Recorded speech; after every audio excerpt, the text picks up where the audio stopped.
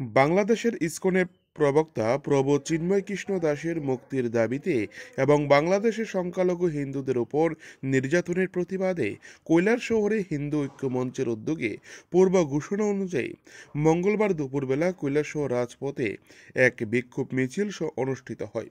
উক্ত বিক্ষোভ মিছিলটি কৈলাসহর শ্রীরামপুর ট্রাই জংশন থেকে শুরু হয়ে শহরের বিভিন্ন রাজপথ পরিক্রমা করে কৈলাসহর আরকেআই স্কুল মাঠে গিয়ে একটি প্রকাশ্য জনসভায় মিলিত হয়। উক্ত কর্মসূচিতে হাজার হাজার সনাতনী হিন্দু সম্প্রদায়ের লোকেদের উপস্থিতি লক্ষ্য করা যায়। জনসভায় উপস্থিত ছিলেন হিন্দু ঐক্য মঞ্চের অন্যতম সক্রিয় সদস্য তথা ঊনকোটি জেলার বরিষ্ঠ আইনজীবী সন্দীপ দেবরায়, গৌতম দাস, দীপক ভট্টাচার্য সহ আসাম রাজ্যের একজন বিশিষ্ট সমাজসেবী উপস্থিত ছিলেন। কৈলাসহর থেকে নিজস্ব প্রতিনিধি রিপোর্ট, টিভি 100 বাংলা।